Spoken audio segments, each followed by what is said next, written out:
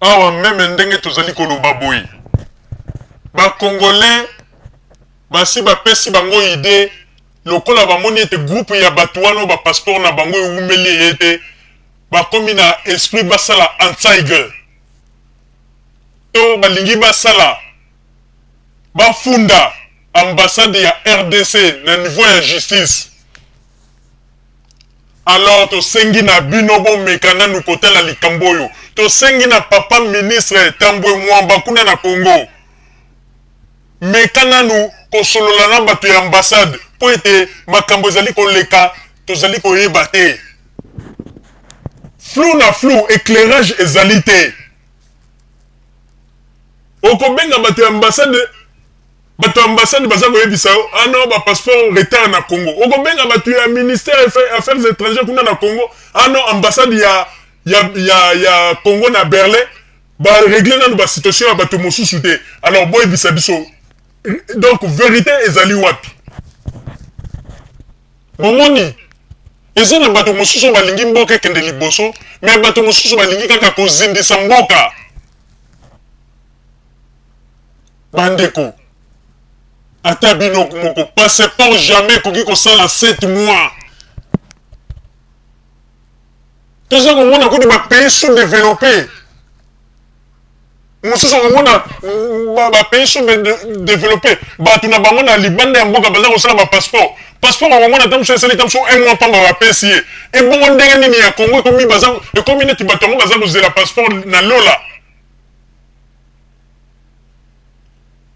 En tout cas, tout ce qui était maman, son excellence, maman Chakembo, à réagir. Ce qui a réagi, alors tout le monde était, et bongi malamu, ministre, il y a affaires étrangères, papa Alexis Tambwe Mwamba, yomoko zwa makambo na maboko, avant que ba Congolais, oya poto, balo ba ete, bana ya kulu na mosusu na Allemagne, kuna ba réagir, pour être situation comme mobulu. Ceux qui m'ont ambassade bazali ko yebisa bino vérité te o tozali ko yebisa bino ezali vérité po ete biso tozali liso ya gouvernement o tozali ko tala ba makambo nyonso tu ndenge nini ba diaspora congolaise na libanda ya mboka bazali ko réagir makambo esi eyindi donc ndenge ezali wana toyebi lisusu nini tokoki koloba te po ete lokuta esi eleki.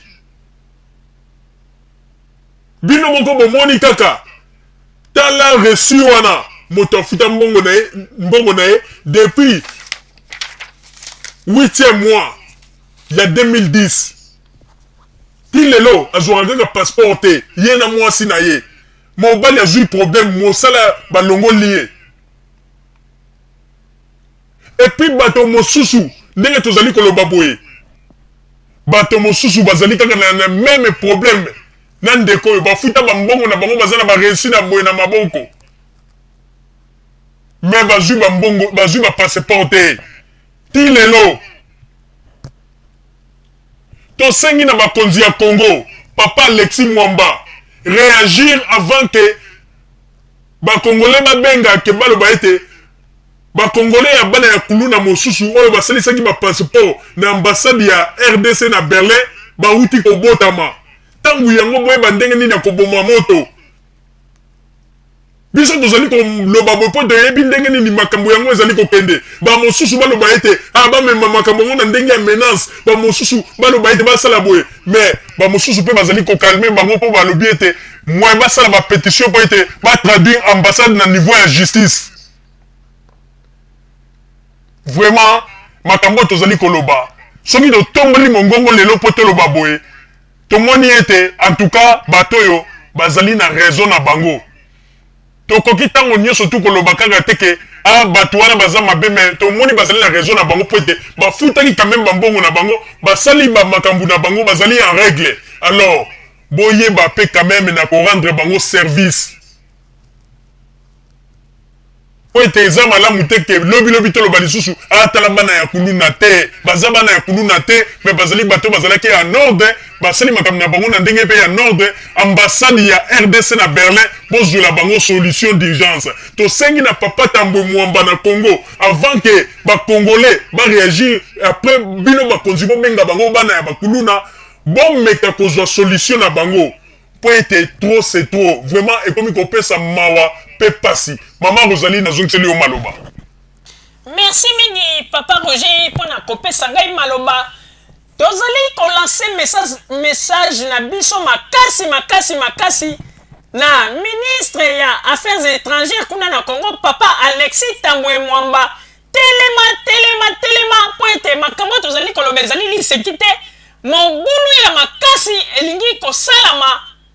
na bato oyo basali saki ba passeport pointe bato ya ambassade bazali ko zo makambo lokola li seki ba makambo mosusu lobi boko benga bana oyo ba diaspora congolaise oyo bazali libanda ya mboka bokolo baete bana ya kuluna menzoka bazali bana ya kuluna te me bato ya ambassade nde bango moko basali ete bato wana bakoma na esprit oyo lelo lobi bakolo baete bazali bana ya kuluna. Vraiment mozola bango solution ezwama po ete bandeko ba message oyo tozali na yango awa tala ndenge bato yango batindeli biso baskaneli biso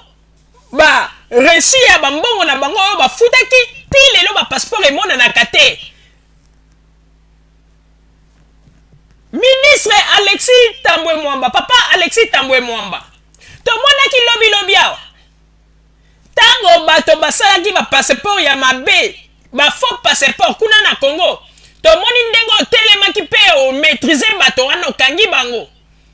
pe opesi même alerte ya ba numéro ya ba faux passeport wana oyo bato babimisaki mais ndenge nini ekomi lisusu te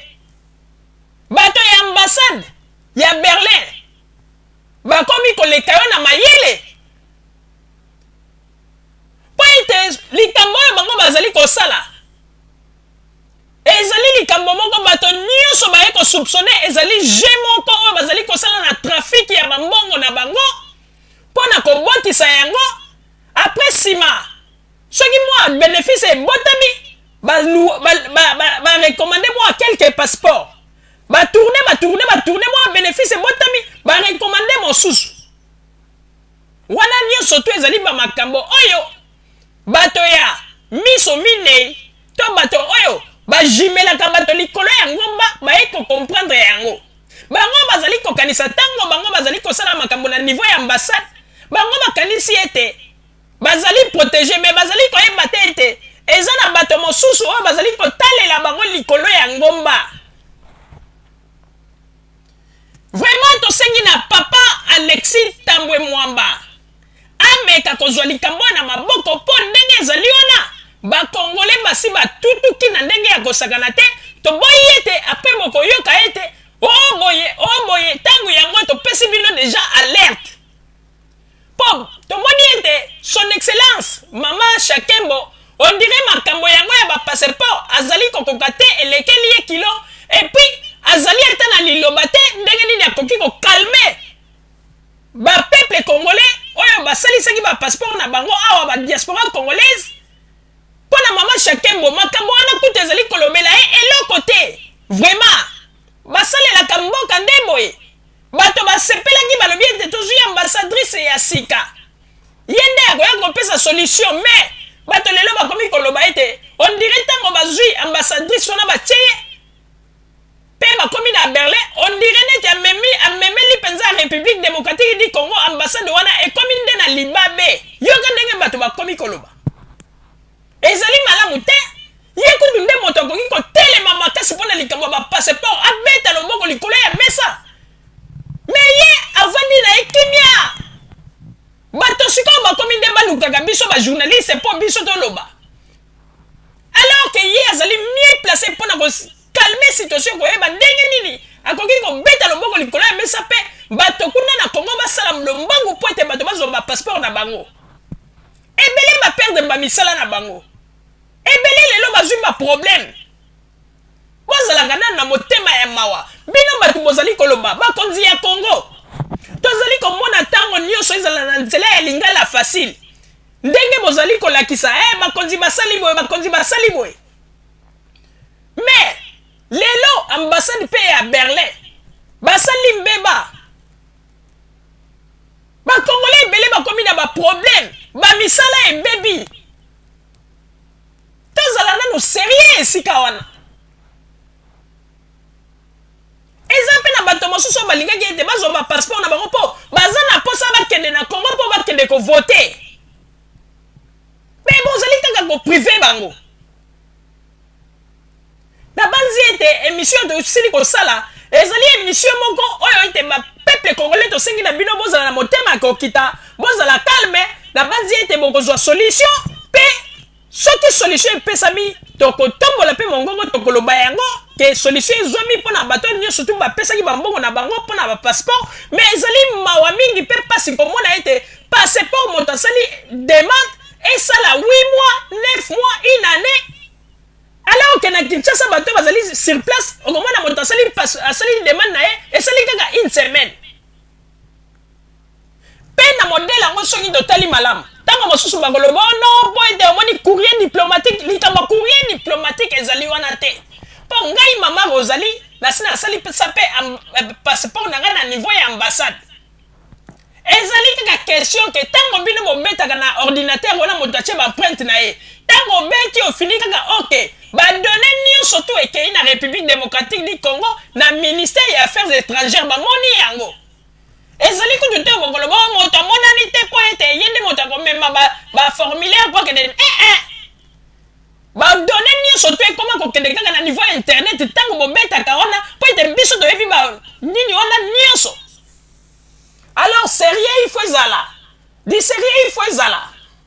ou bien koloba ete bosalaka baje moko soki moto asali formulaire na ye bozwi kaka dossier na boenregistre yango quelque part mbongo na ye botourne soki bénéfice ye ale bozwi mwa groupe ya bato botindi badossier na bango ekei basali bango passeport eye bosalaka kaka baje wana soki bozali kosala bongo ezali malamu te yango na tosengi na papa Alexis Tambwe Mwamba atelemela likambo oyo mpo ete makambo oyo bakomi kosala ezali mpo na kofingisa la République démocratique du Congo mpo ete meme balma bazali kocomprendre te makambo nini oyo